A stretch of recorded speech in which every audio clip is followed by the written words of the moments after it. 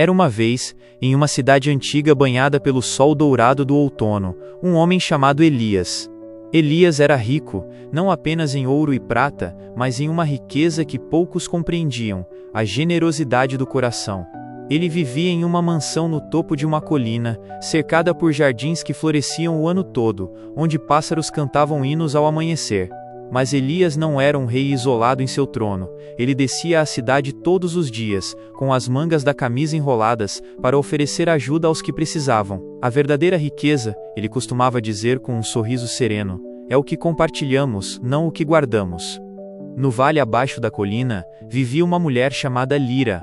Lira era pobre, mas sua pobreza ia além das roupas remendadas e da casa de barro que mal resistia às chuvas. Seus dias eram tecidos de cansaço. Acordava antes do sol para lavar roupas no rio gelado, vendia frutas murchas no mercado e voltava ao entardecer com as mãos calejadas e o estômago vazio. Seus olhos, outrora brilhantes como estrelas, agora carregavam o peso de sonhos não realizados. Lira sonhava com uma vida de luxo, com sedas que roçavam a pele como carícias e joias que cintilavam como promessas de felicidade eterna. Mas a vida, cruel tecelã, só lhe tecia fios de desilusão. Um dia de outono, Elias desceu à cidade com uma carroça cheia de pães frescos e cobertores quentes. Ele parou no mercado onde Lira negociava suas últimas maçãs. Seus olhos se encontraram por um instante, os dele, cheios de compaixão, os dela, cheios de uma faísca de esperança misturada à desconfiança. "Boa tarde, senhora", disse Elias, com uma voz que soava como o murmúrio de um riacho. "Vejo que o dia foi longo para você. Permita-me oferecer algo para aliviar seu fardo." Ele estendeu uma cesta de pães ainda quentes, exalando o aroma de canela e mel. Lira hesitou. Ninguém nunca lhe oferecera nada sem esperar algo em troca. Mas o cheiro era tentador e o cansaço, implacável. Ela pegou o pão, murmurando um "obrigada" rouco. Elias sorriu. "Não é caridade, é solidariedade. Se precisar de mais, um teto melhor, sementes para plantar menos, diga-me. Eu ajudo porque posso, e porque o mundo fica mais leve quando dividimos o peso." Naquele momento, algo se acendeu em Lira. Não era gratidão pura, mas uma semente de ambição. Ela comeu o pão devagar, sentindo o calor se espalhar pelo corpo, e pensou, por que parar no pão? Ele tem tanto, e eu tão pouco. No dia seguinte, ela subiu a colina, com o coração batendo como um tambor distante. Bateu à porta da mansão, e Elias a recebeu com os braços abertos. "Lira, que bom vê-la. Entre, por favor, o chá está pronto." Eles se sentaram na varanda, sob uma pérgola de videiras que gotejavam uvas maduras. Lira contou sua história, as noites frias, as refeições escassas, os sonhos que escapavam como areia entre os dedos. Elias ouviu em silêncio, assentindo com empatia. "Eu posso ajudar", disse ele por fim. "Vou lhe dar uma pequena casa no vale, com um jardim para plantar. E sementes, ferramentas, o que precisar para começar de novo." Os olhos de Lira brilharam. Uma casa? Sementes? Era mais do que ela imaginara. Mas enquanto Elias falava de futuro simples, de colheitas e paz, a mente dela já voava para horizontes mais reluzentes. "Obrigada, Sr. Elias", disse ela, com uma voz que tremia de emoção fingida. "Mas, e se eu precisar de algo mais? Uma carruagem para ir ao mercado, talvez? Ou roupas novas, para que eu não pareça uma mendiga?" Elias riu suavemente, sem malícia. "Claro, Lira, vou providenciar. O importante é que você se sinta digna, forte." E assim, nos dias seguintes, a carruagem chegou, de madeira polida, com rodas que rodavam como sussurros. As roupas vieram em caixas de seda, vestidos de linho fino, xales bordados com fios de ouro. Lira se vestiu diante do espelho improvisado em sua nova casa, girando como uma bailarina em um salão invisível. "Finalmente", pensou ela, "estou subindo." Mas o contentamento durou pouco, como a brisa que passa e leva as pétalas. Uma semana depois, Lira voltou à mansão. "Elias, a carruagem é linda, mas o cavalo é lento. E as roupas, bem, elas se sujam no mercado. Não poderia me dar joias? Algo simples, para eu me sentir especial?" Seus olhos piscavam com inocência ensaiada, mas por dentro, o desejo ardia como uma chama faminta. Elias, com sua paciência de oceano calmo, assentiu. "Joias podem ser um peso, Lira, mas se te trazem alegria eu dou." Ele lhe presenteou um colar de pérolas, cada uma colhida de mares distantes, e brincos de safira que capturavam o azul do céu. Lira os usou imediatamente, caminhando pela cidade com o queixo erguido, sentindo os olhares invejosos como bálsamo em sua alma ferida. As mulheres cochichavam. De onde veio isso? Ela, que mal tinha pão ontem.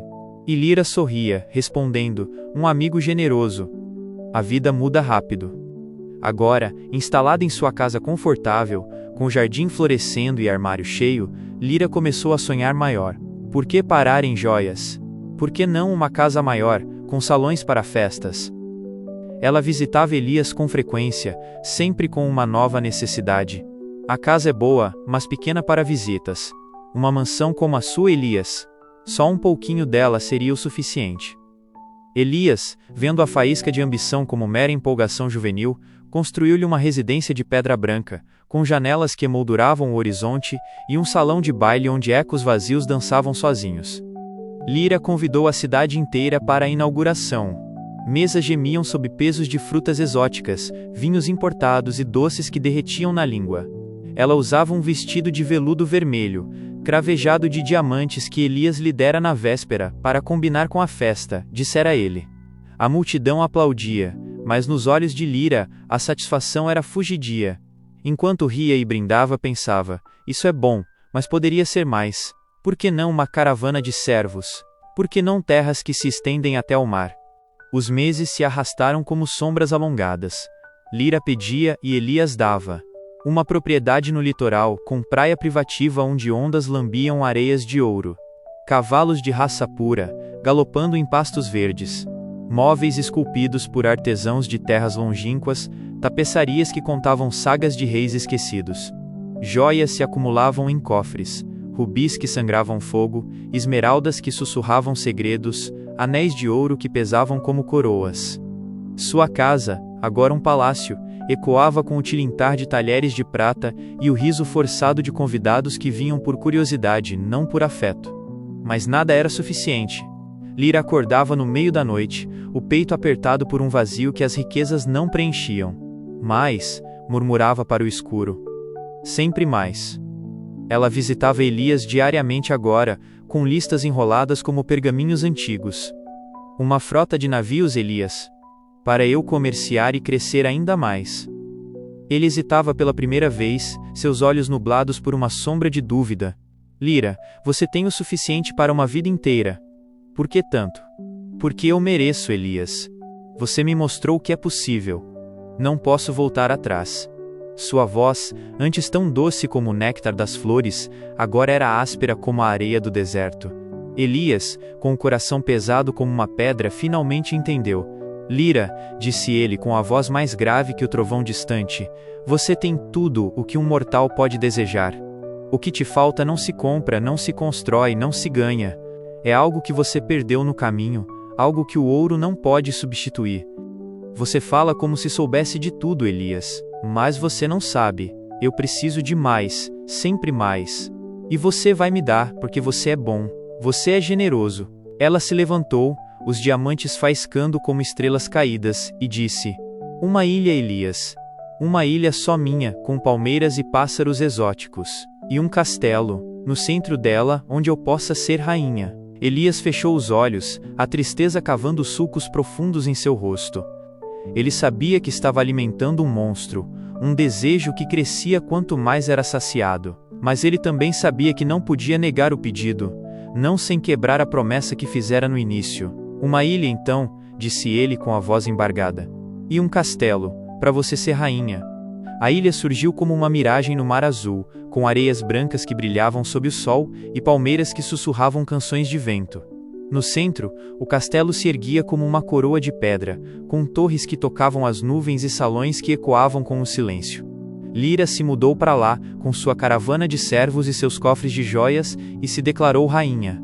Mas o reino dela era vazio, sem súditos além dos pássaros que voavam em círculos.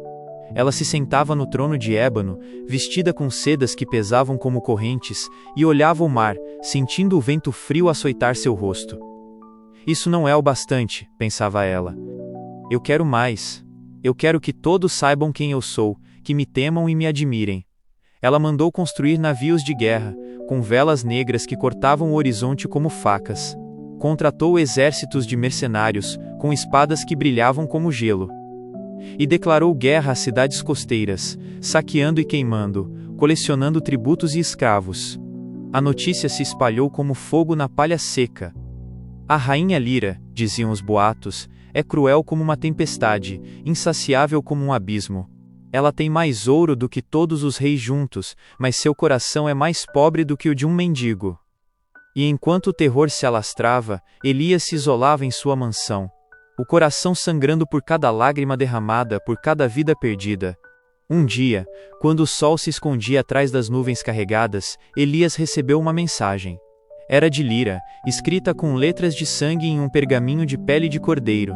Elias dizia: eu conquistei tudo o que há para conquistar, mas ainda não estou satisfeita. Eu quero o céu, Elias. Eu quero as estrelas e a lua. Construa-me uma torre que chegue até lá, para que eu possa tocá-las com minhas próprias mãos. Elias sentiu o corpo tremer, a alma se encolher. Ele sabia que aquele era o fim, o último pedido de uma alma que se perdera na ganância. Uma torre até o céu, murmurou ele com a voz embargada. Mesmo que isso signifique a ruína de tudo. Ele chamou os melhores arquitetos, os mais habilidosos construtores, e ordenou: construam uma torre, mais alta do que qualquer sonho, mais forte do que qualquer medo. Mas saibam que ela será a nossa tumba. A torre cresceu como uma sombra maligna, engolindo a luz do sol, escalando as nuvens. Levou anos para ser concluída, anos de suor e sangue, de vidas gastas em cada pedra.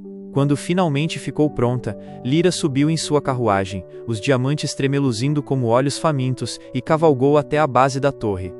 Elias a esperava lá em cima, com os cabelos brancos como a neve e os olhos marejados de lágrimas. Lira, disse ele com a voz rouca, você chegou ao fim da sua jornada.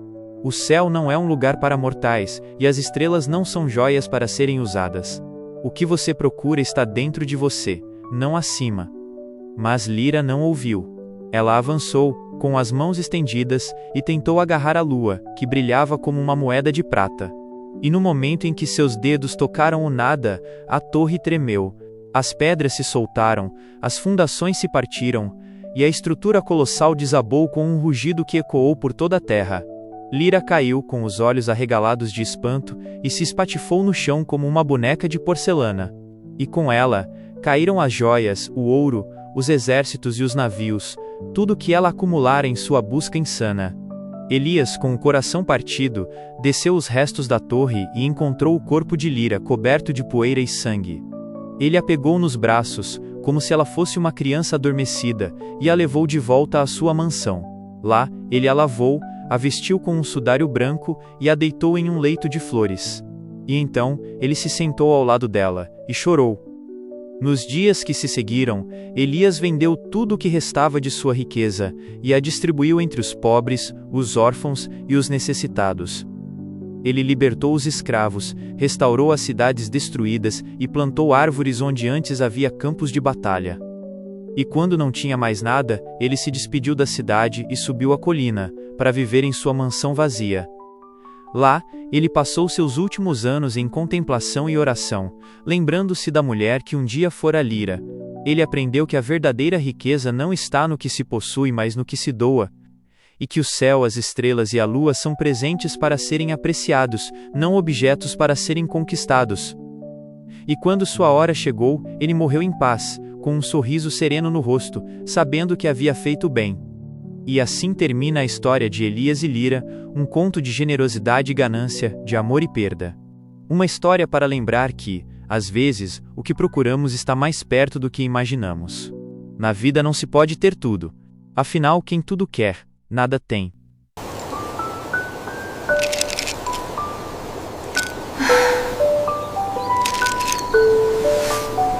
Ele está alimentando os pobres, está feliz por dividir o pão com os outros. As pessoas celebram com alegria. Como você está bonita.